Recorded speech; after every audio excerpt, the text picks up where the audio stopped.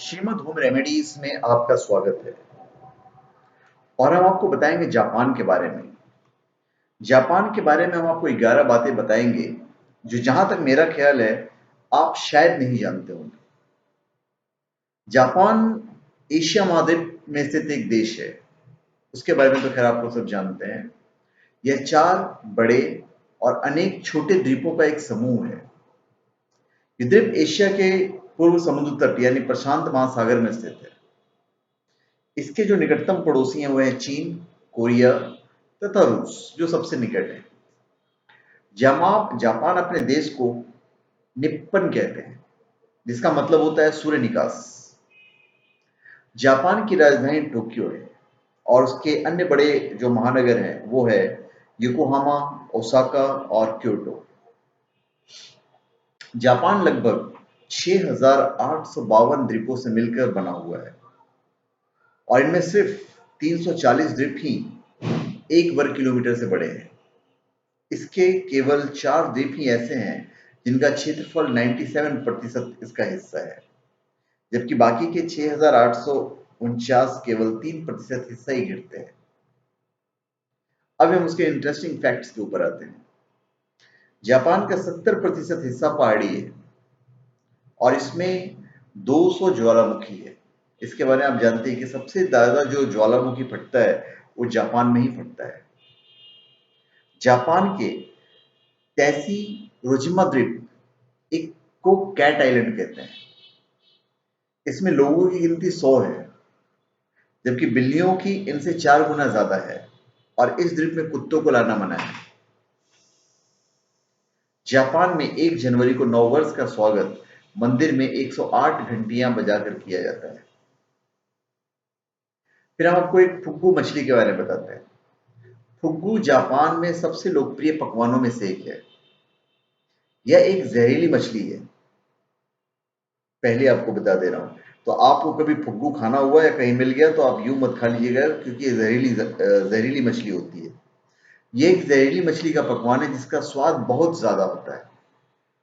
सिर्फ लाइसेंस वाले रसोइये ही इसे बना सकते हैं, जिनको लाइसेंस मिला हुआ है बनाने का, और वो इसे ग्राहकों को बेचने से पहले खुद चख के देखते हैं कि कहीं यह जहरीला तो नहीं है।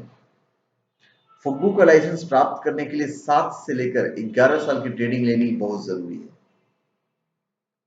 भारत का क्षेत्रफल जापान से 18 गुना ज्यादा बड़ा है, जबकि आबादी 10 गुना ज्यादा है। जापान के 13% हिस्से में खेती होती है, जबकि भारत के 47% पर, अभी 47 से थोड़ा सा कम हो गया है। जापान में प्रतिशत के हिसाब से सबसे ज्यादा बूढ़े रहते हैं, जबकि भारत में 14 से 25 साल की युवा सबसे ज्यादा रहते हैं। इतना होने के बावजूद भी जापान दुनिया की तीसरी सबसे बड़ी अर्थव्यवस्था है, जबकि भारत चौथी।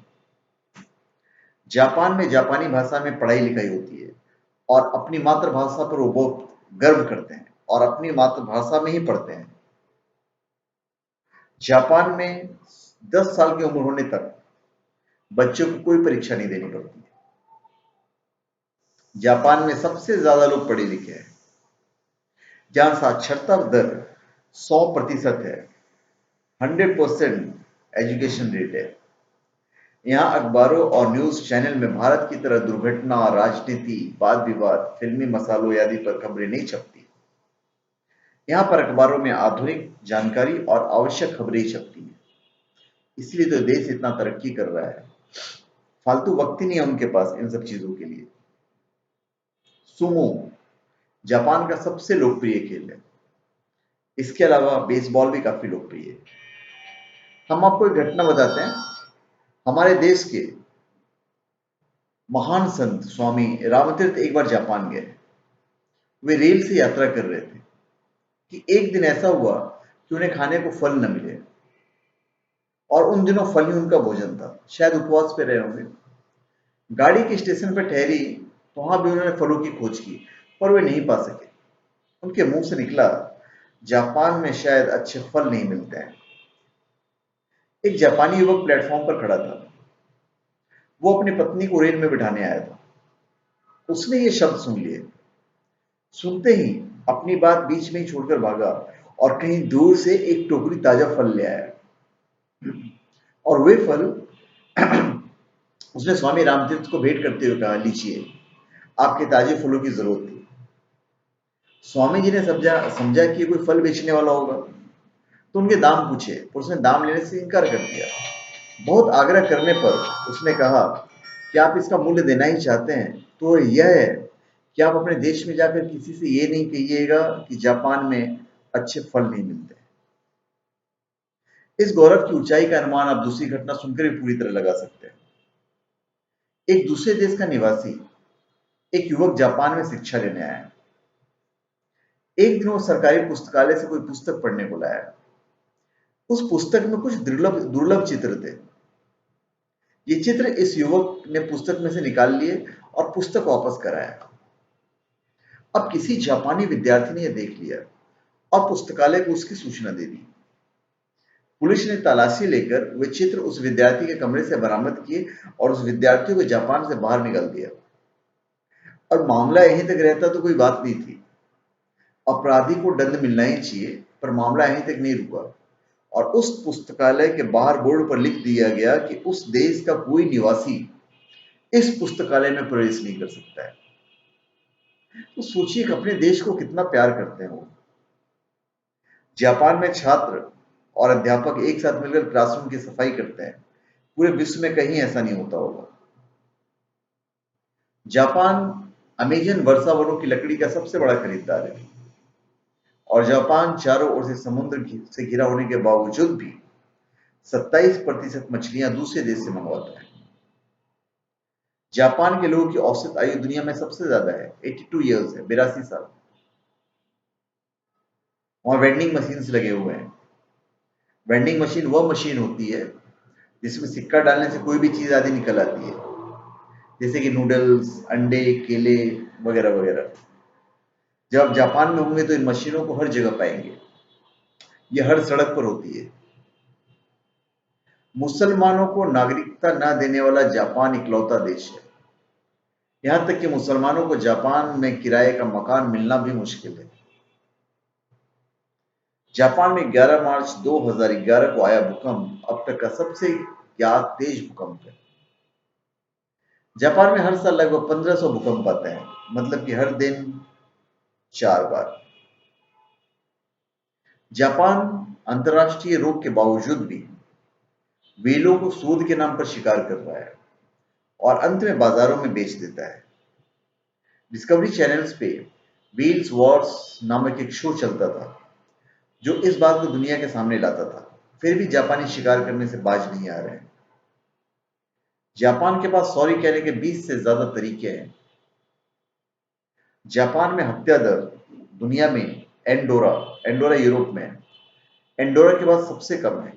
यहाँ पर केवल 2 लाख लोगों के पीछे एक की हत्या होती है। जापान दुनिया केवल इकलौता देश है जिस पर परमाणु बमों का हमला हुआ है। जैसा कि आप जानते हैं कि अमेरिका ने 6 और 9 अगस्त को 1945 में हिरोशिमा और नागासाकी पर बॉम्ब फेंके थे। इन बॉम्बों को लिटिल बॉय और फैट मैन का नाम दिया गया था। जापानी समय के बहुत पाबंद हैं। यहाँ जो ट्रेनें चलती हैं वो भी ज्यादा से ज्यादा अगर लेट हुई तो 18 सेकंड। जापान में जो किताबें प्रकाशित होती है उनमें से 20% कॉमिक बुक्स होते हैं।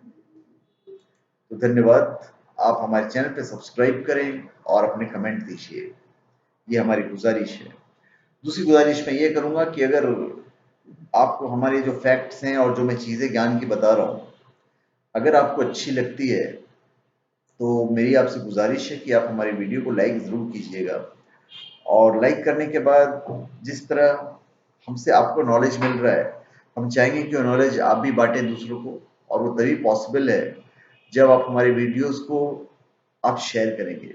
जब शेयर करेंगे तभी दूसरों के पास पहुंचेगा।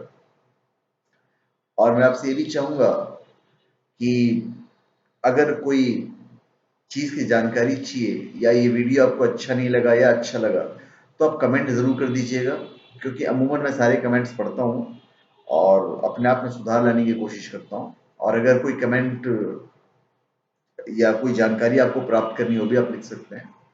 तो धन्यवाद। आप हमारे चैनल पे सब्सक्राइब करें और अपने कमेंट दीजिए। धन्यवाद।